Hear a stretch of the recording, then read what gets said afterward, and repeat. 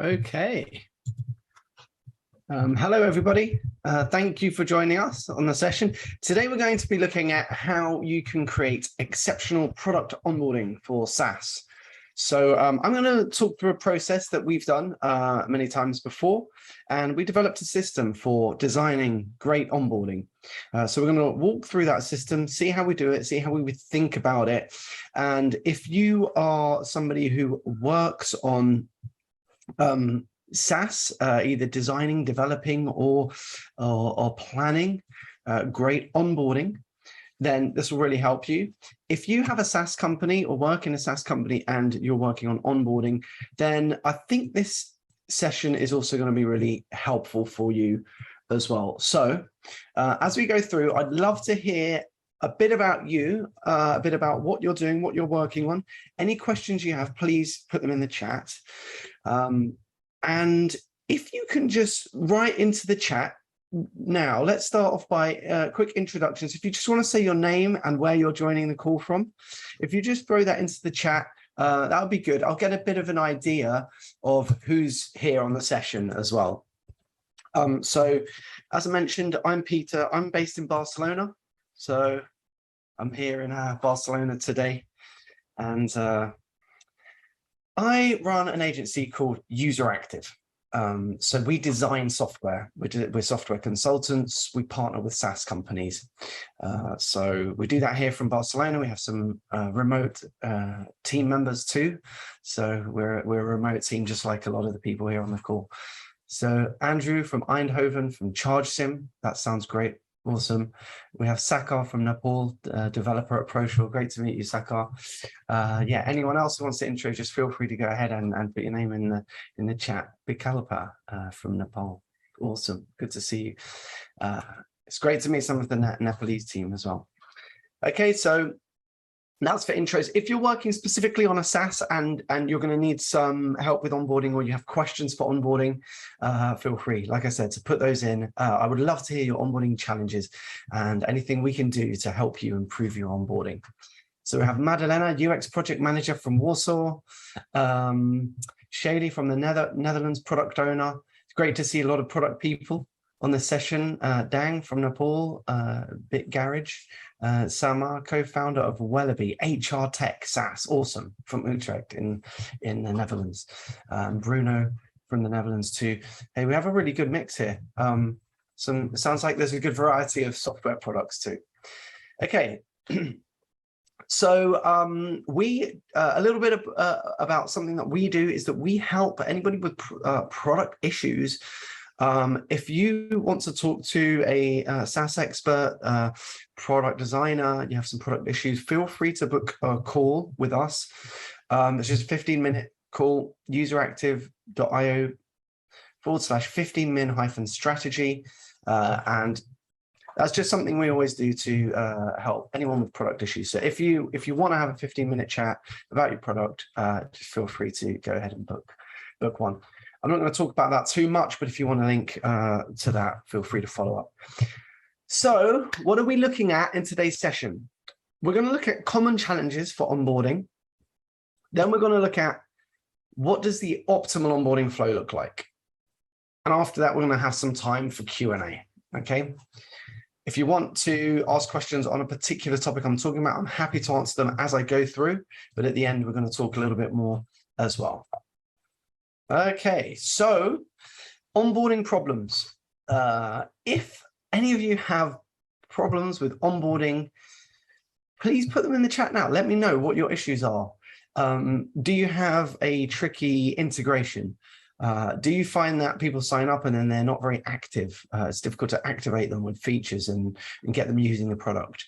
Do you have high churn? Are you not sure the best way to onboard? If you have challenges, let me know. We can talk about them right here. In the meantime, we have a few more people. We have Karen, UI UX designer from Proshore. Cool. Sam from the Netherlands, Dave from the UK. Awesome. Okay. So Roshan, they need to have proper shop on Etsy.com for onboarding in our app. Okay, that's a real, yeah, definitely. This is a piece of friction. So commerce have some friction. So Roshan, is there anything that you're currently doing in your onboarding to qualify? Can you qualify users when they sign up? Do you let them know in an onboarding flow, hey, you need to have your Etsy shop set up. It needs to be great and up and running. And is there anything you can do to help them with that if they don't have it ready yet? So you definitely have an ICP. They need to be at a certain stage. If they're not quite there yet, maybe they're a user for the future, and maybe you can have some supporting content and documentation to get them there. But I'll be interested as we go through the session today, Roshan. Please let me know if there's anything that jumps out about what you can do to help your users with their Etsy shop for getting up and running on your app. Okay, so here are some common problems for onboarding. Generally speaking, in SaaS, 30% of users only log in once. They never come back. Now, that's quite a high proportion, and there's more that log in maybe several times and never come back. So once is nearly a third of all users that you get signing up. So the key thing you want to do is make an impact, a really strong first impression. What's going to retain a little more of this percentage of users?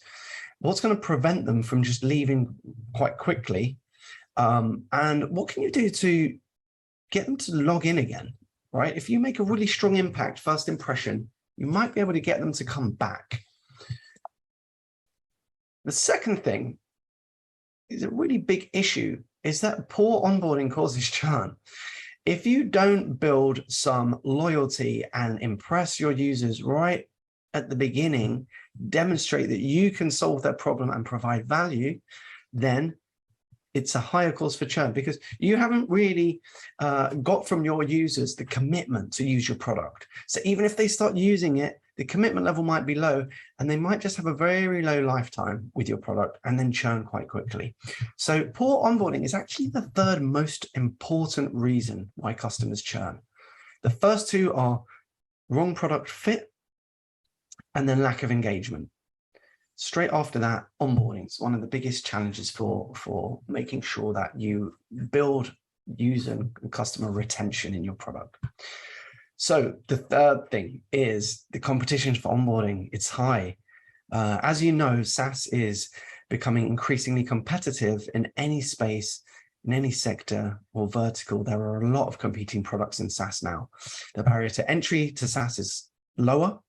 The requirement to have a better user experience is higher. The requirement to demonstrate value quickly and have an intuitive product is higher.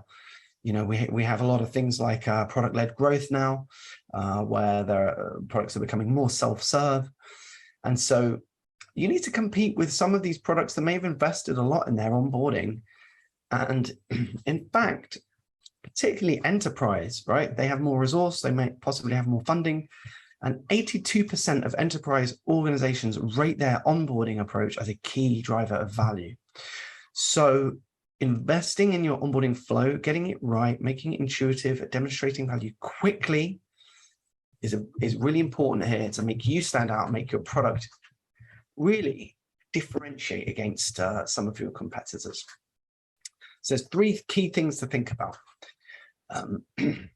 Now, how would I recommend that you consider onboarding? Now, if you've ever been into a 5-star hotel, I'd like you to either try to remember that experience, what happened and how it was, or put yourself back there now, right? So what happens when you go and you register in reception, you arrive at your 5-star hotel. Let's just think about some of the things that they do. Okay, first of all, they welcome you. They give you a really warm welcome to the hotel. You already feel great entering. So you're impressed by the foyer or the lobby. The first thing that they do is they welcome you and they make you feel at home. They thank you for booking and for your stay. And next, they show you or talk to you about all of the facilities. So they might take your bags. So you're arriving with some problems. You have heavy bags, you're tired, you've been traveling. They take your bags, they check you in, They talk to you about the services in the hotel. There might be a restaurant, a spa, some facilities, swimming pool. There might be events that you can sign up for. They talk you through these things. Sometimes they even walk you around or walk you to your room, and they explain to you all the facilities around your room, what you can do, how you can get help, who's available to support you during your stay. Now, all of these things are very, very similar to what you actually need to do within a product, right? So within a SaaS, your users arriving with a problem, you want to make them feel immediately that your product can solve these problems. You want to give them a sense of relief. Oh, okay, this looks like this product can solve the issues we've been having. You want to demonstrate the features of your product. You want to show how they can get help. You want to show who's there to support them during the time that you have there. And if you have any supporting material or content, you might have webinars, you might have knowledge-based tutorials. So you want to show them all of this great content that you've got that can support their stay while they're using your product. So think of your product like a 5-star hotel, and you want to give your users a great experience when they arrive and impress them, demonstrate the value. Okay, so I like to use that as a good analogy for onboarding, and it's a nice one because when you go to a good hotel, you feel the emotions and you're immersed in the experience. So it's quite easy to relate that to a product. Roshan, I can see you added another comment about your Etsy onboarding. So I'm just going to address that quickly. So he says, we tell them to have a shop after detecting their shop is not fully set up, but most of the time it's hard to bring them back as we don't know when they complete their shop. Yeah, that's a really great issue. So you have to have some kind of outside app engagement, and you want to keep them engaged. And it just makes me wonder, is there anything you can do in the product to keep them engaged if they don't yet have their app set up? Is there a kind of course that you can create? Are there some features that you can create within your product that helps them before they can become a full-on user? But yeah, maintaining engagement is going to be important for you. I really relate to this issue. I see this kind of challenge a lot. Big integrations or requirement to have some other platform or service before they onboard successfully. Okay, so remember, onboard like a 5-star hotel. Okay, so what does optimal onboarding look like? Okay, first of all, you want to welcome your new user. Secondly, you want to enable them to visualize success. What does success look like using your product? The third thing, you want to showcase the value within your product. Next, you want to promote user habits. So get your user accustomed to using your product and developing habits every time they log in, what they see on the dashboard, how they begin their user journeys, how they start doing work in your product. The faster you can build these habits, the faster you can build loyalty and provide value, the greater your retention will be. Last thing you want to do is reduce onboarding friction. Now, the reason I put that at the end is because once you start to understand all of the issues in onboarding, it becomes easier to reduce the friction. So I don't always start with reducing friction. I start with trying to provide a great experience and understanding everything that the user goes through to get using your product.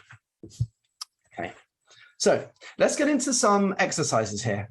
I want to move fairly quickly, but if anybody needs more help or wants these slides, I'm happy to share them. I'm sure the guys at Proshore will be able to share them with you if I'll pass these slides on so you can spend a bit more time using them. But let's start with a couple of exercises. So the first thing you want to do is welcome your new user, right? Just like that 5-star hotel, your new user's arriving. And I have three steps here: ACE, appreciation, confirmation, and expectation. So in this worksheet, we would put in, like, right in here, how you would address each of these things. So first of all, show appreciation for your new user signing up.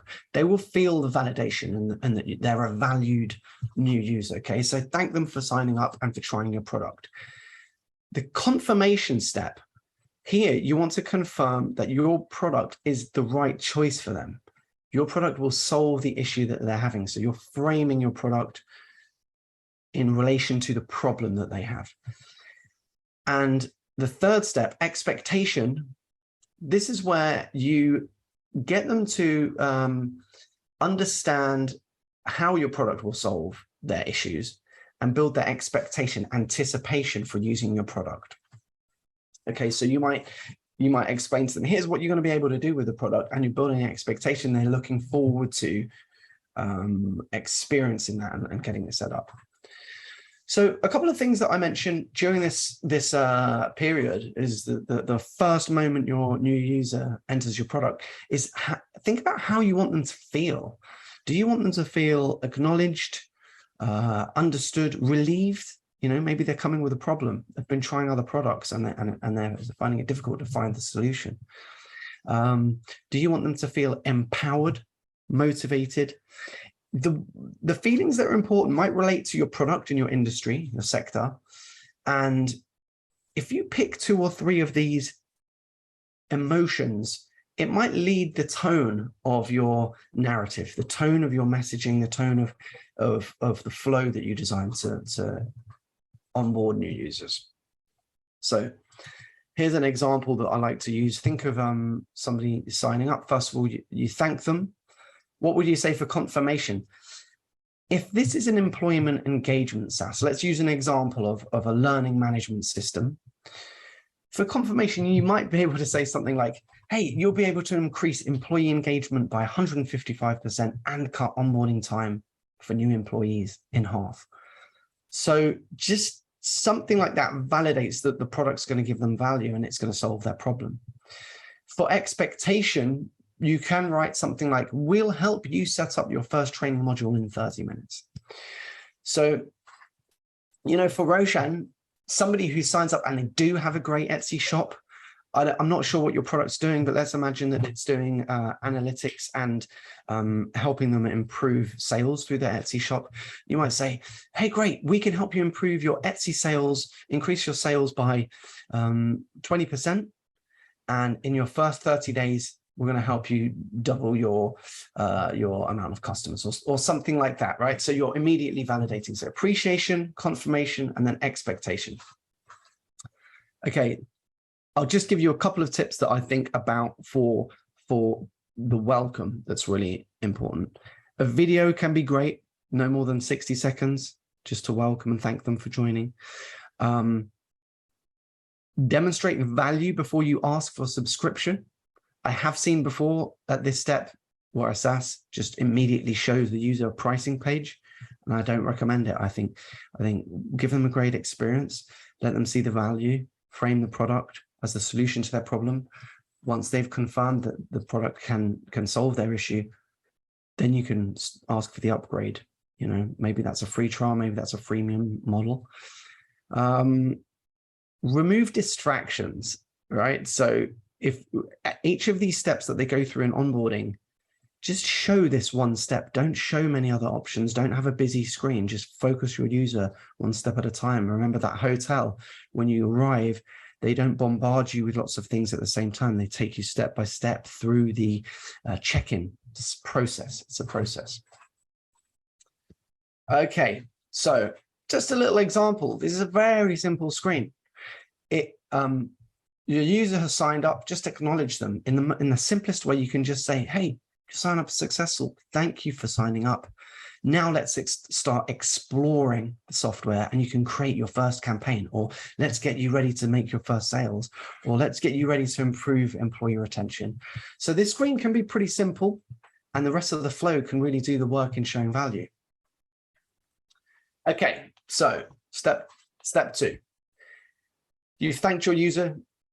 Now you want to get them to visualize success using your product.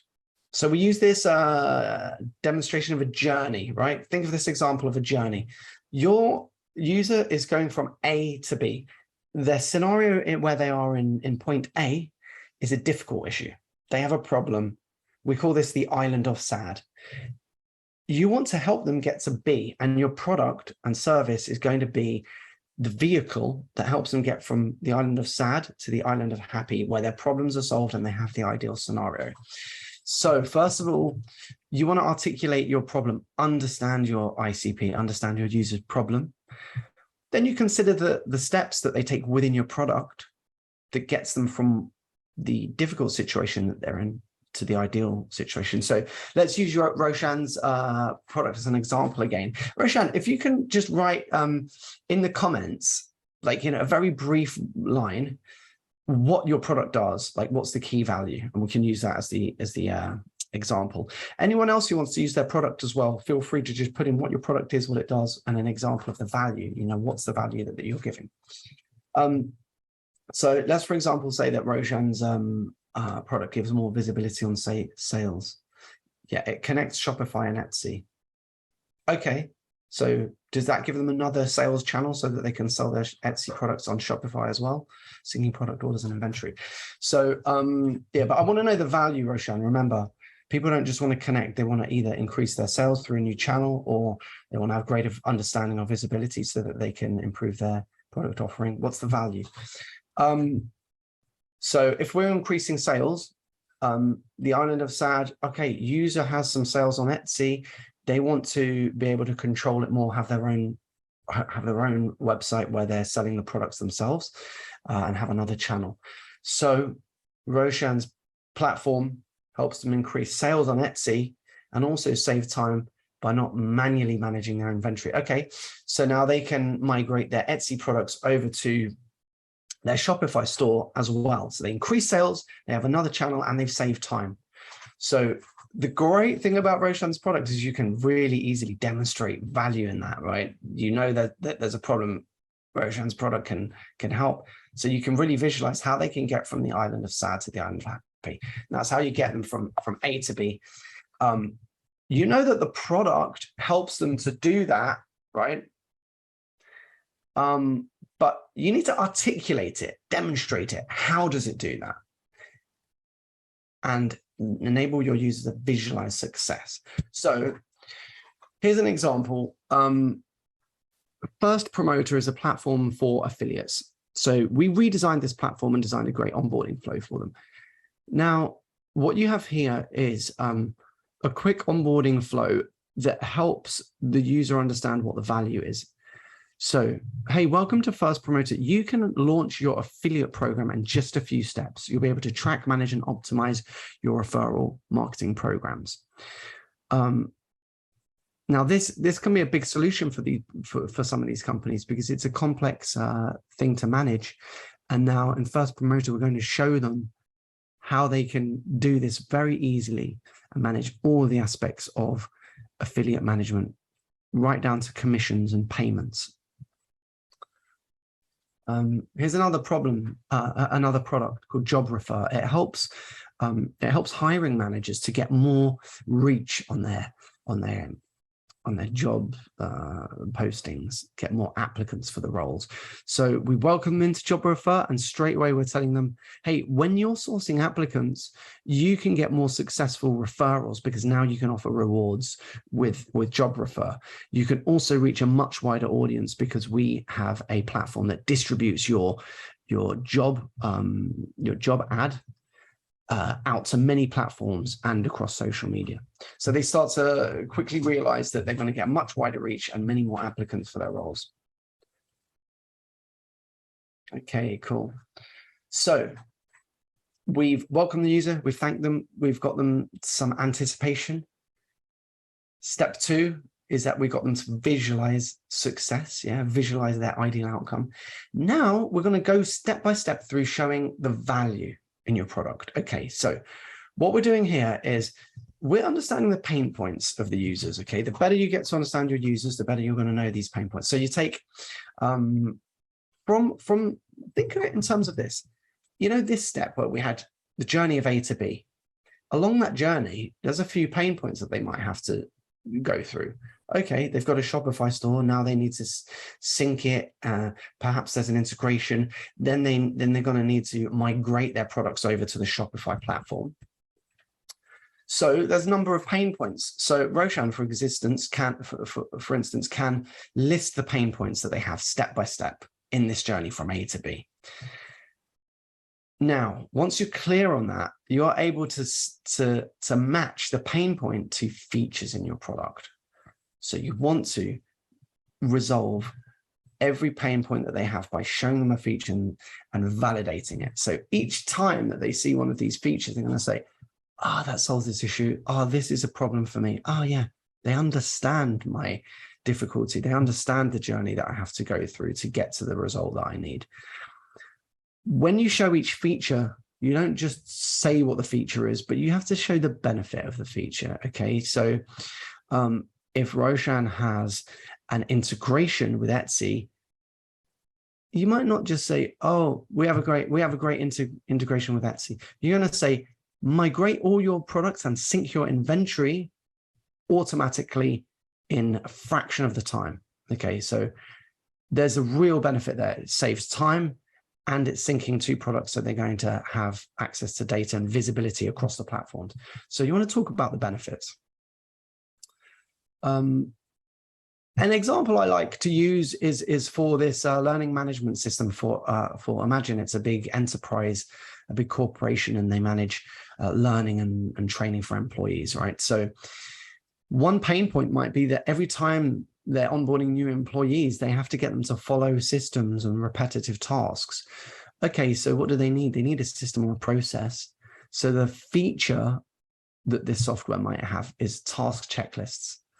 Okay, well, what's the benefit of these task checklists? Well, employees can now see the steps and check them off each time they perform a repetitive task. Okay, that's pretty neat because immediately you're hitting a pain point. So we're going to go step by step what the pain is through to the feature. I think I can give a good example of this. I think I might just do that by jumping straight into Figma. Let me see if I can do this. Can somebody let me know if they see Figma now in presentations? Do you see Figma? Yes, we can. Ah, awesome. Okay, so you see Figma. So here's a flow where we're doing exactly what I just described. So you can visualize this for your own products or all products you're working on. So welcome to First Promoter. Now we're going to hit them with our features. Okay, the first thing you have is a branded affiliate dashboard. Okay, your affiliates, you can keep them engaged. That's the benefit. They can create custom dashboards where they can monitor their own success metrics and share their personalized referral links. So you're empowering your affiliates. That's the first feature, and it gives them the value. The next great feature is that this platform enables the payment of commissions. So the benefit for this feature is that it allows you to track recurring and one-time charges, upgrades, cancellations, and refunds. And the billing is automatically done for you. So it saves a lot of time-saving commissions. That's the second big feature. The third big feature is one-click payouts. Okay, so if you want to pay many of your affiliates in one go directly from your account with 0% commission, you can do it in one click. It's a really neat feature. Again, time saving, but also easy management. There's also a fraud protection system. So for any of your affiliates, they cannot trick the system. They cannot reduce their commissions or avoid commission payments, or somebody who's not registered as an affiliate will not be able to sell your product or use it in terms of scams or any other kind of thing. So security is a big concern for companies selling product and large affiliate networks. So this feature immediately, again, it hits a pain point that they're having. Finally, ease of integrations. Okay, what's the big friction for getting an affiliate management system? Well, it's integrating with your platform, with your accounting service, and with your billing, your payment system. So there's 3 difficult integrations that these users are worried about. And we just immediately here through this flow, we're telling them, hey, don't worry about integrations. We've got a really good system, and we're going to take you step by step through your integrations and make it a lot easier for you. So that's a really great example of how you showcase your product value, right? You're going step by step through the pain. You're showing them the feature that resolves that pain, and you're telling them the benefit of your feature so that you're validating your product as the right choice for them. Okay, so next thing we want to do is get the user to start using the product, right? Activation. product adoption. So the way we do this is we promote user journeys. We ask the user to start doing work, but we're making it so that they receive value. Okay, we're incentivizing them to use the product and get value. So we're using jobs to be done. So if you know the job to be done framework, you're listing out jobs that your user needs to perform to to achieve their result. And if you understand the steps, then you can start creating navigation or flows that resolve these issues for them. So I'm going to use the example again of our learning management system that takes for a very large company. It helps their employees to onboard into their new roles, and also helps them to receive training and to perform their jobs. So one of the jobs that what this company might need to do is to publish a training course for new members. And let's imagine that this course teaches them how to deliver good customer support, so that they might be customer support reps. Okay, so what are the jobs that they need to do to get this course out and distributed to their employees, their network? Well, they need to create the outline of the course, write the modules, they need to review and share this course. Maybe there are several people who need to contribute. Then they need to publish the course, then they need to distribute the course. Okay, so we're listing out the steps for completing this. So we're getting jobs to be done. And why does this relate to onboarding? Well, we want to get them through this process as much as possible and help them along the way. So we design a flow that starts right from the onboarding that gets them into this process. Now, this is a very high friction process. Okay, creating a course, it involves a lot of work, it involves time. So that's why I use this as an example. But what they might do is they'd have to do a lot of this work themselves. But the best way to think about this is, what can you do within your product to remove as much work from your user as possible? How can you facilitate this journey?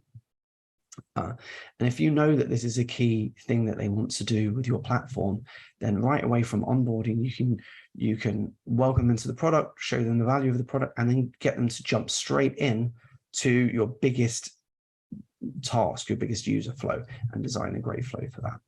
So that's why we want to think about promoting user habits. This is going to build loyalty, and this is going to build commitment in your product. Then, last of all, we're going to come back and reduce friction. Okay, so in this exercise, what you want to do is map out the steps of the journey that your user takes throughout onboarding to get up and running and to become successful with your product. So you list out all the steps. Might be, okay, they have to set up their profile. Maybe they have to connect with their Etsy account. Maybe then they have to come in and configure their account on your platform. Maybe the fourth step is that they connect with their Shopify account. Maybe the fifth step is that they're setting up their dashboard for reporting. So since you have these steps, you want to look at where are the points of friction. Okay, definitely connecting their Etsy platform, there's an integration. That's a place of friction. Definitely connecting their Shopify, it's another moment of friction. So you might be giving them your users scripts, or you might have a kind of one-click integration or an API integration. Well, you need to design an onboarding flow that does all of the work, or as much of the work as possible, and requires less from your user. So an example that I like to use here is it's definitely, integrations, because they do have friction. So first of all, okay, during the login process, what can we do? Okay, maybe we can remove email verification and replace it with an alternative, frictionless sign up. What can we do that's a secure sign up but reduces friction? Okay, then your user might need to personalize their profile. Okay, so let's capture only the required fields. so that we can personalize their experience, let them skip and maybe come back later to finish off their profile once they are up and running. So the third step might be an integration. Okay, so let's provide clear step-by-step instructions, include a script, offer a developer invite or a support request to help them get through that step. Imagine the step 4 is that they need to import contacts from a CRM. Well, again, you want to design a flow for this. Clearly demonstrate step-by-step how they can do the import. Is it a CSV file? Can they add in, can you provide an automatic import integration, or can they skip this step and come back later? Can you show them value before they have to migrate data into your product? So there we go. Reducing friction. Once you come back and reduce friction, the best way to think about this is, first of all, can you remove the friction? Secondly, if you can't, if it's essential, then what can you do to reduce the friction? Design a flow that makes it easier, provide any heavy lifting that reduces the workload from your user and increases the ability for them to get through that easily. Okay, so those are our 5 steps. I'm just going to jump through them again and then we can take some questions. So welcome your new user, appreciation, confirmation, and expectation. Get them to visualize success using your product. This pushes them through the friction that they're going to have in their onboarding process because they're thinking about getting to that moment where they're experiencing value.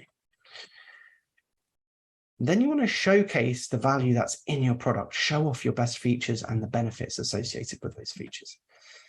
4th is you want to start building habits, get your users to adopt your platform, get them activated. And there you go. You want to reduce onboarding friction, make it easier for them to get into the product, see value, and start using it. Great. Okay, so let's have some questions. Please share your questions in the chat. I think we have our host is going to help with questions. Yeah? Yes, we have one question from Tian Morgans. I have forwarded you, Peter, in the chat. Okay, what was the question? So question, yeah. Is it this question? I assume you would display the same benefits you would address during onboarding also on the product landing page. Hey, that's a great question. Yeah. So Tian Mergens, hopefully I've said your name correctly, Tian.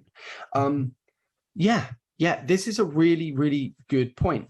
You don't have to do the work again or differently.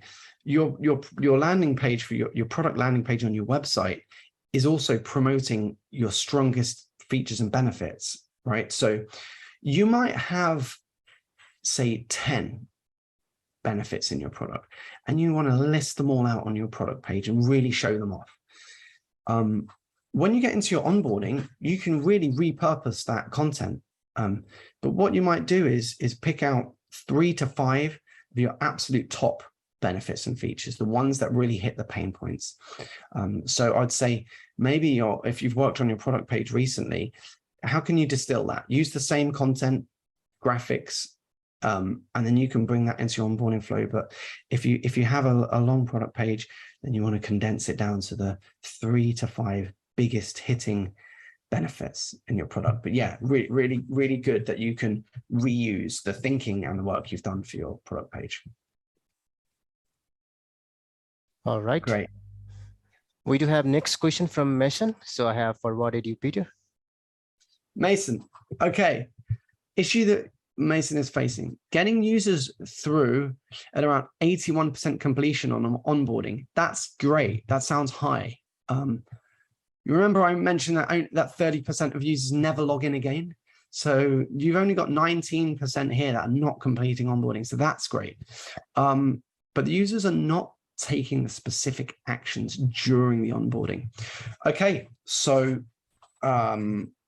Mason, I would imagine that there's something happening where the tasks might not be clear for them. The user might not see the value in doing the time and effort to complete those tasks yet. Maybe the tasks are not positioned in a way that gets them through the process. Remember that I said back here you're getting them to visualize success, right? So the more you can get them to visualize the success and great results that they're going to get, a great way to think of this is an increased sales, because people, a lot of users might want to, I'm not saying this is the right for everybody, but it's an easy example. Okay, you can increase sales by double your sales. If you position it where they're visualizing success and they're thinking, great, this, that's exactly what I'm trying to achieve, then when you present the tasks, they have the motivation to get through them. So it's important how you present and position the tasks. And it's important that these tasks that are perceived as high value. Are they solving problems that are big enough for your users? I would be interested to know. It's difficult to answer it very clearly without knowing, exactly what these tasks are and what your users are doing.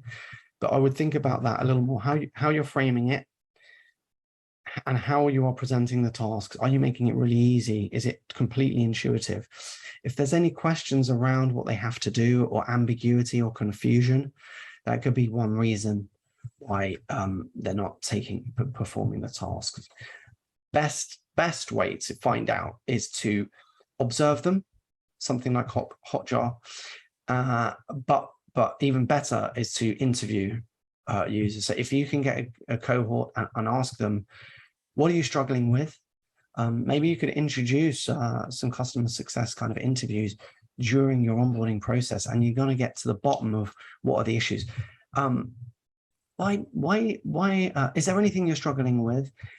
Is there any way I can make this easier? Why did you not complete this task? And you really want to get to the bottom of it and use that feedback, make sure it's the ICP giving you the feedback, and then come back and implement any suggestions back into the products to improve that flow. And you're iterating all the time to make it better and better and easier. I hope that helps answering that question. Mason, thank you for the reply. You're welcome. All right. So we do have one question from Danny. So that's already on the chat. You can address that later.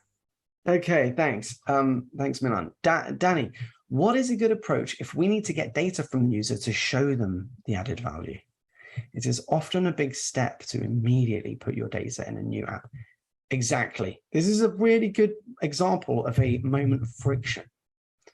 So can you help them to visualize it before they put their data in? So can you show them an example? This could come from a case study. This could come from you can make up an example and a graphic to show them.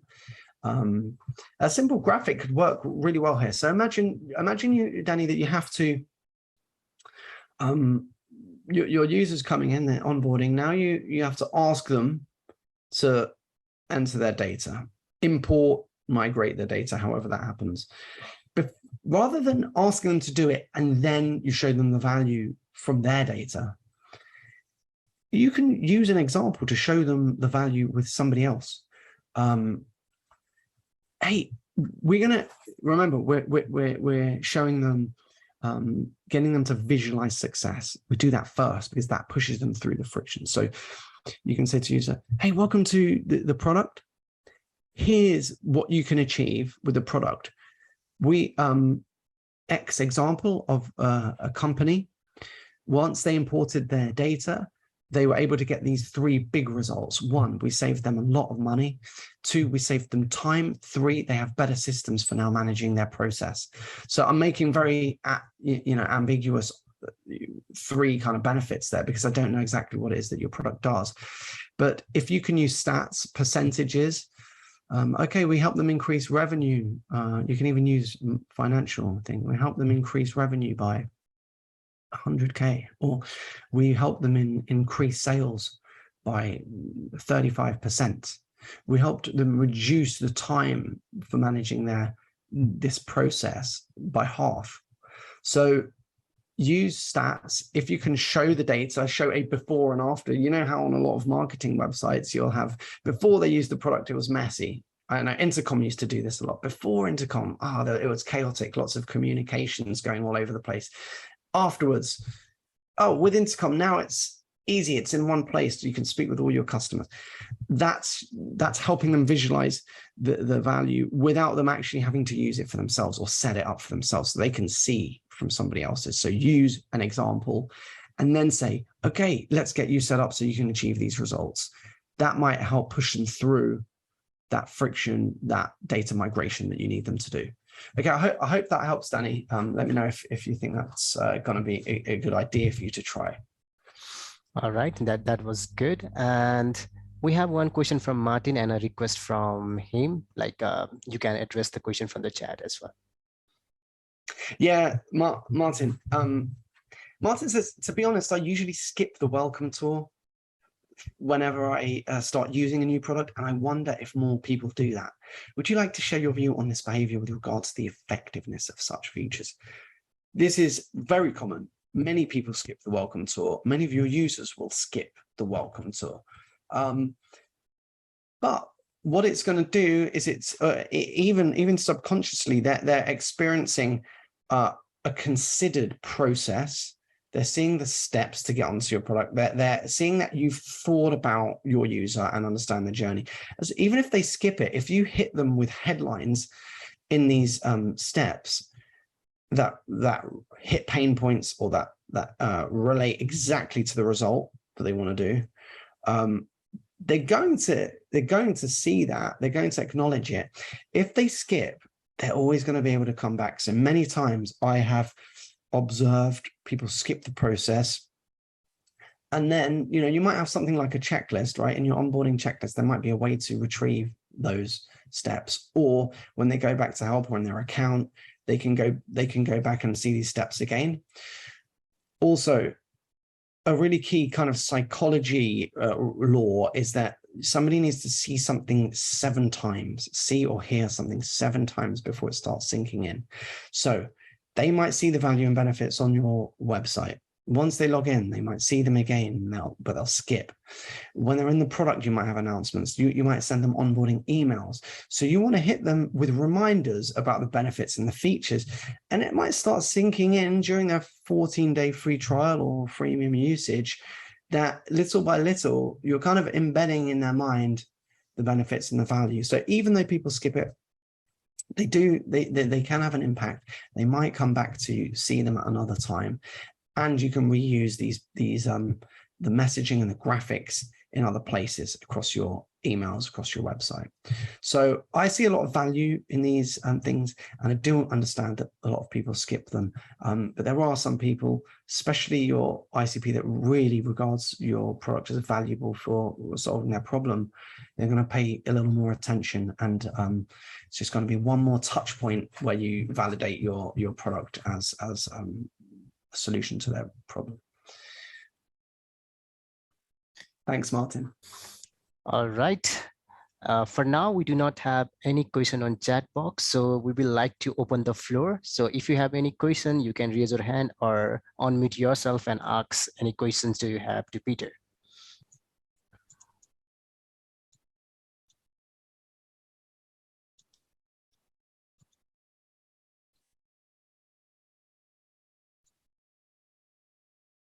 All right, I think the silence explained it all. And for the resources, we will be sharing the slides later in the email from our digital marketing department. So you'll be getting all the resources in your email. Okay, so with this, thank you so much, Peter, Senior Product Designer at UserActive. Thank you for your session. The session was pretty much like insightful. We learned about the solution of our choice. We learned about the visualized success. We learned about how to reduce the causes of friction during onboarding, and also the surface product value as early as possible. So these are the insightful things that we got to learn from you. It was a great sessions. And thank you so much for this lovely session, and all the participants, SaaS founders, product owners, product designer, UI UX designers, front-end developers, all the participants who are being present on this event. Thank you so much for joining the Proshore knowledge sharing session. We will be having this kind of knowledge sharing session in upcoming month as well. So please tune with us. You'll be seeing a lot of things going on Proshore in knowledge sharing. So stay tuned with us. Follow us on LinkedIn, follow us on our social medias so that we could also give you some importances and all that. Yeah. Over to you, Jeroen, if you have anything to add up. No, great. Thanks for all for participating. And if you have any feedback or subjects that you would like to hear in next sessions, feel free to email us or to respond to our social media channels. Thanks a lot.